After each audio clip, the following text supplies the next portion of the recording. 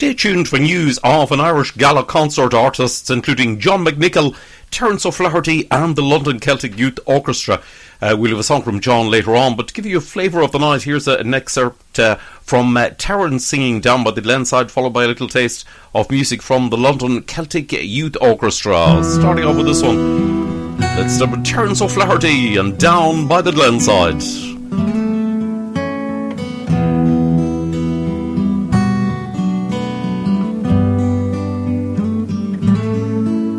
'Twas down by the glenside I met an old woman, a plucking young nettles. She ne'er saw me coming. I listened a while to the song she was humming. Glorio, Glorio, to the Bolfinian man. Listen to there of Terence O'Flaherty with his music called Down by the Glenside. And this is the Irish Celtic Youth Orchestra.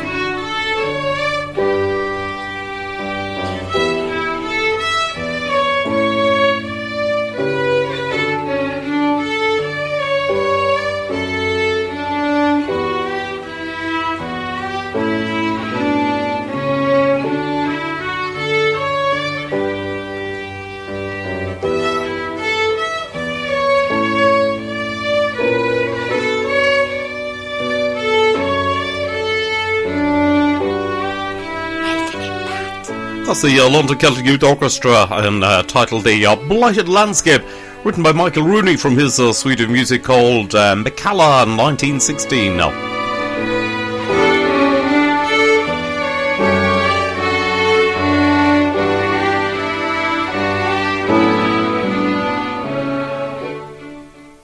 With the brighter evenings, we have more of a spring in our step. Well, hopefully, why not head out to a fantastic gala Irish concert now? It takes place at the Salvatorian College Hall, High Road, Harrow at 7:30pm on Saturday the 26th of February. Now, tickets are just £15. It's a superb night featuring John McNicholl and his band from Ireland, the Irish Celtic Youth Orchestra, and also singer-songwriter Terence O'Flaherty with Caroline and Liam Nolan. Now, my next guest, Patrick O'Connell, OBE, is one of the hosts. Now, you can book tickets by giving Patrick a call on 07312 032 905. I'll give out that number again at the end of the show, and it can also be found on our website, irishradio.org. Patrick, lovely to speak to you.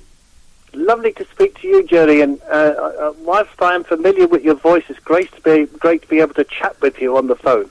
A real pleasure. Patrick, you're known to listeners through collaborations with Jerry Mullumbly. More of that later. Also John Nolan, as you've been MC on the traditional stage at the highly successful Crowley Irish Festival down through the years. Firstly, though, I'd be interested to hear how you became immersed in Irish culture. I believe you were raised in Kilburn in a strong Irish community with the Immaculate Heart of Mary Church and the Marian Community Centre at the core of the parish. So your parents were amongst the backbone of that group. Can you tell us where they're from and your dad's major involvement in the world of Irish dance? Yes. Of course, we were all born in what they used to call County Kilburn. I'm not sure it is now. And Dad had a series of dance classes across London where he taught Irish step dancing. He also was a musician, a drummer, and he played in many, many ceilidh bands in the 40s, 50s, 60s, and the old Buffalo, the Bamba, the Galtymore, Manor House, for those who are of that age will probably remember that, and residencies in various sort of pubs and institutions, the Royal Oak in Harlesden where he was, the 32 Club in Harlesden, that will stir up a few memories. So it was there, and I used to love to go with him. And although I was never a step dancer, I used to love to just sit and watch them dancing. And the sound of the dance shoes on the floor still sort of brings back so many memories to me. And we've worked with Joe McGowan, the Irish champion dancer. And also, when he dances, just the noise brings me back to those years. So that it was in my blood, if you like, in my DNA. And although it didn't come out with any major talent, Jerry, I've still stayed very, very close to Irish culture and traditional music across London since those early days. And indeed, when I was old enough, I was pretty tall, and if I could get into any sort of venue where Dad was playing, I would be there sitting next to him, just listening, to the Irish music and the great crack that was all around those days in sort of bands and show bands. So that's how it happened. And then in Marion Club in Percy Road, I started to run a ceilidh every Thursday night, and then got into dances. And so that's how was my grounding in it, really. Right, very, very interesting. Now, at your suggestion, Patrick, I recall interviewing Dr. John Cullinan, an Irish dance historian, about his books. Now, your father, Morris, actually features in his book Irish Dancing in London from 1880 to 2014. That's right, Jerry, yeah. That features in this because John Cullinan, Dr. John Cullinan, who's in Cork, was taught by Dad's uncle. So Dad was always backwards and forwards to Cork between the 1930s and 40s, and they would all sort of get together and collaborate. And it was Dad's cousin, Thomas Cullen, who was John Cullinan's one and only step dance teacher. So they always held each other in sort of very high regard. And Dr. John is a great age and a great man, and a world expert on Irish dancing. So they were the connections, and of course John Cullinan is still in Cork, and I'm still in touch with him, and thank God we're able to use email nowadays and stay up to date with what we're doing, and he always shows a great interest in what we're doing. So it was great. It was great to get that connection. Indeed. Now, you've continued in your parents' tradition promoting Irish arts and culture. Now, raising a family with your wife Mary in Harrow, where there's a big Irish population. Now, you saw an opportunity to bring theatre there, forming a partnership with Tipperary native Jerry Malumley, also a friend of our show. Can you give us an insight into your theatre company, which in 2020 celebrated its remarkable 25th anniversary at the Embassy of Ireland on staging the upcoming gala Irish concert? Yes, we did, and it doesn't seem like 25 years because most of it is being enjoyable. You do worry about events and things like that, but we've had a ball, the two of us, and going around the country with different shows and plays. It's been an absolute pleasure, and I don't know where the time's gone. And it's not till I look back on the 25-year program that we got that you start to remember what you went through and where you went through it. But in Harrow, I saw a gap for what I thought was there was plenty of music and dance around and show bandsy stuff, but I wanted theatre. But Jerry and I wanted to bring theatre to the people. So we collaborated first in about 95, 96, and that resulted in Jerry bringing The Aristocrats by Brian Friel to Harrow for us, and we never stopped collaborating after that time, and we've sort of gone on to developing concerts and putting concerts together, which can go anywhere really in Britain or the United Kingdom. He's produced and directed plays because he's very theatrical, very inspirational, and very gifted. J.B. Keane, Sean O'Casey, John Millington Singh, Brendan B. and Brian Friel, and then we sort of developed into the concerts by bringing a headline act, but always supported by local sort of talent, to give them an opportunity to sort of be up on a stage with somebody that's famous, and have their family look at them performing, with the likes of Neil Tabine, Philomena Begley, Finbar Fury, Sean Cannon from the Dubblers, who we've done a lot of work with, what a love and a gentleman.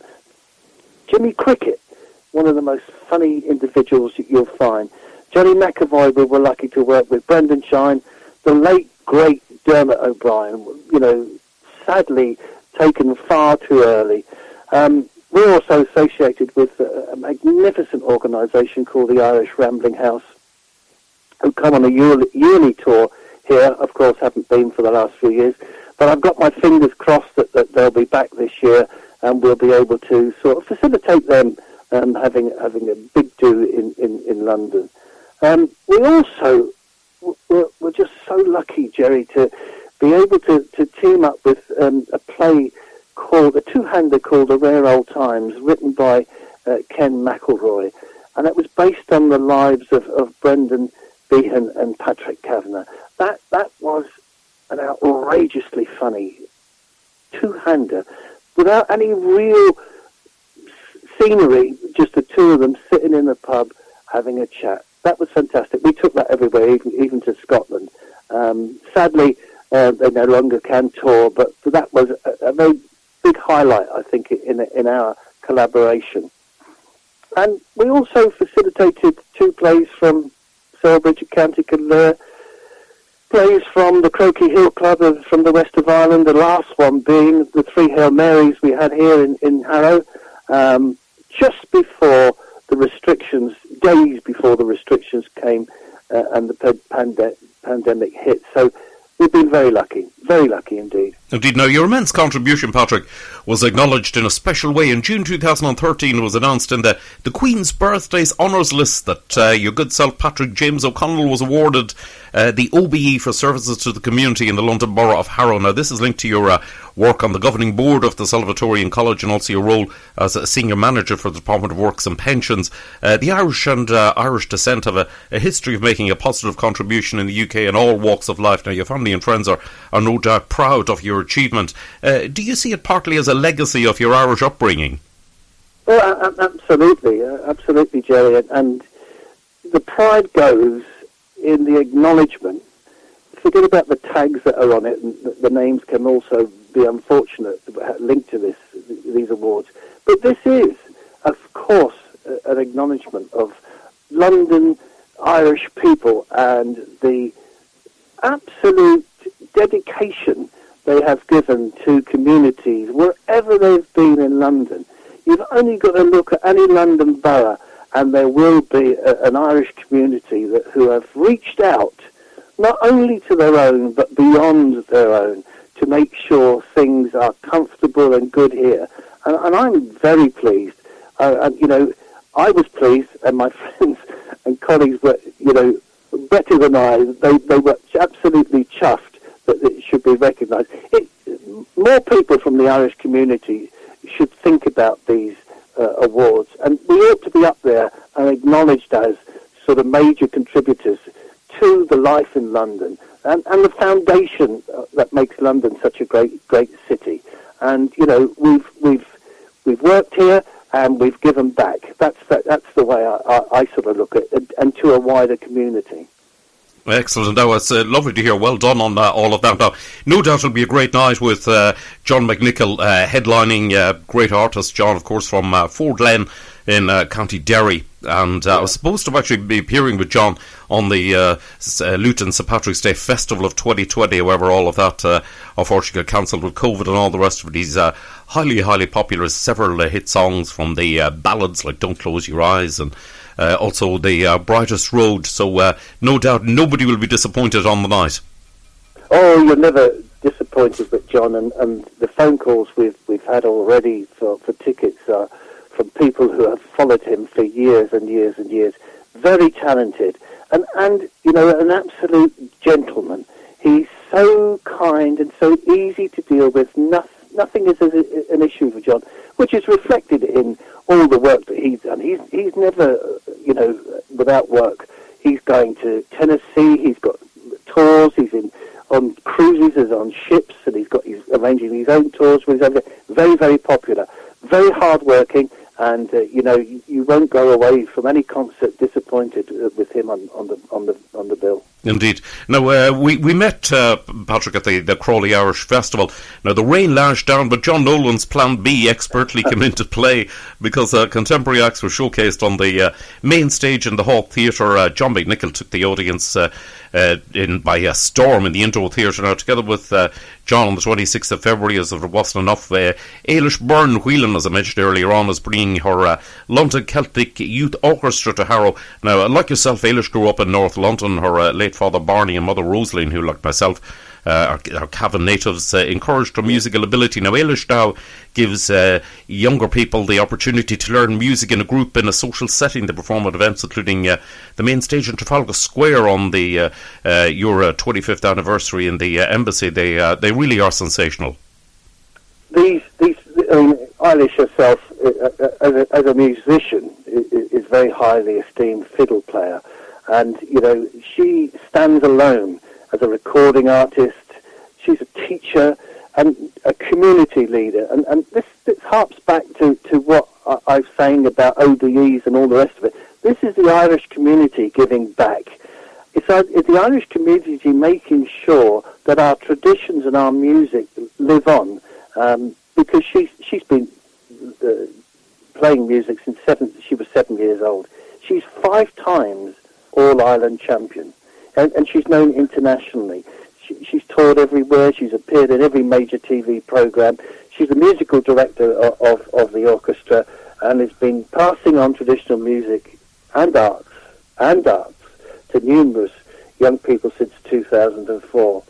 And she's produced pupils with great success in the Fiacol, in all Britain and All Ireland titles.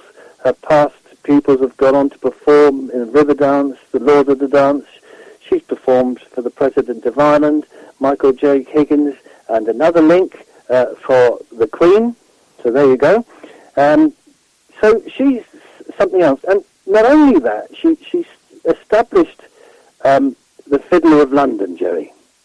Indeed, a huge achievement that is. Now, also appearing, Patrick, is the acclaimed singer-songwriter from County Clare, Terence O'Flaherty, will take to the stage with Caroline and Liam Nolan. Now, here on our shows, we highlight events hosted by Karen Ryan's Irish Music and Dance in London, including a Return to London Festival, at which Terence is a regular attraction in the lineup. So there's something for everyone at this event. There is, and I've worked with Terence before in the Irish Centre. He is exceptional. He's an exceptional songwriter and musician, well steeped in Irish traditions from, as you say, County Clare, and has been here since the 1970s. But what the link is for this night is Terence's song "Return to Camden," a beautiful song from this London-based songwriter that reflects his story in London in the 70s. And when I heard it, I was absolutely stunned that he'd captured things so well. And he highlights some of the fiddle players that Eilish mentions in her blog. So the connection is there. And Liam and Caroline, I know, have got the stamp of another great fiddle player, Brendan Mulcair.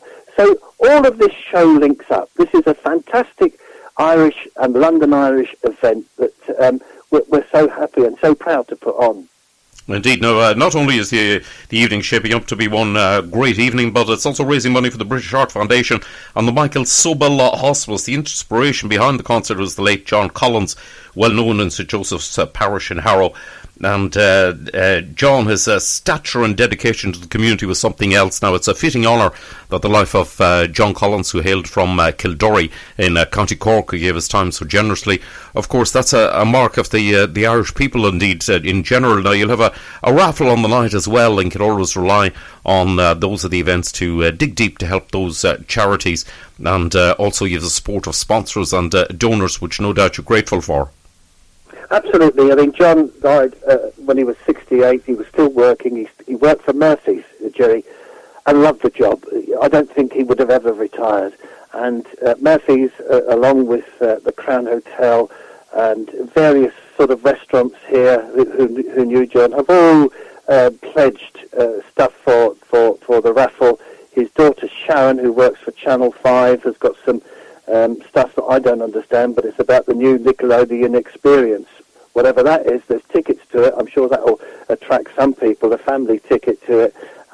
Irish hampers from the different families, the Slavin family. Jackie Morris, his cousins, have all put something together to come into this raffle. And, the British Heart Foundation will benefit, and the Michael Sobel Hospice, where John's aunt died sadly not long after him. So the family were very keen to acknowledge that the help and support they got from the Michael Sabel Centre. Indeed. Now, it sounds like a really great event. Now, you'll keep things flowing with your own brand of humour, as will Jerry Malumley. Now, tickets are selling fast, so do contact Patrick to book a seat, as promised earlier. Here's Patrick's number. It's 07312032905. That's 07312032905. You can also find the number on our website on the banner at irishradio.org for the gala concert. And it's also on my Facebook page about it. 7:30pm, Saturday 26th of February at the newly constructed theatre in the Salvatorian College Hall, High Road, Harrow. What a great way to spend a Saturday night. Patrick, listen, thanks very much for giving us the lowdown, and well done on all your efforts. Have a fantastic evening. And John, Jerry, I'll reflect that back on you. Thank you for all you do and the support that you give the Irish community in London. A real pleasure. And this is the man himself, John McNicholl, one of his big hits, On the Brightest Road, a song written by Derek Ryan.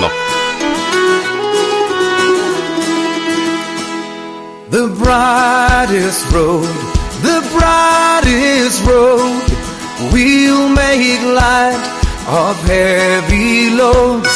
So walk with me till we're gray and old, always looking for the brightest road. Sometimes this life can get tough, winds are wild and oceans rough. But know if darkness comes today, I'll be with you every step of the way. The brightest road, the brightest road, we'll make light of heavy loads. So walk with me till we're gray and old, always looking for the brightest road.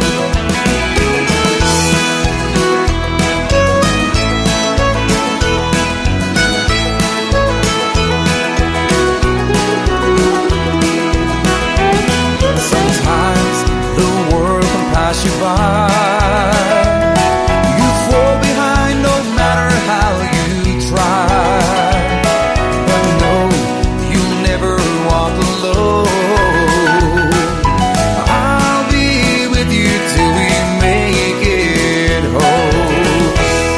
The brightest road, the brightest road, we'll make light of heavy loads.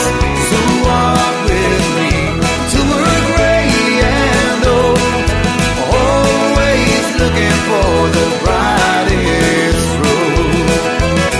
The brightest road, the brightest road, we'll make light of heavy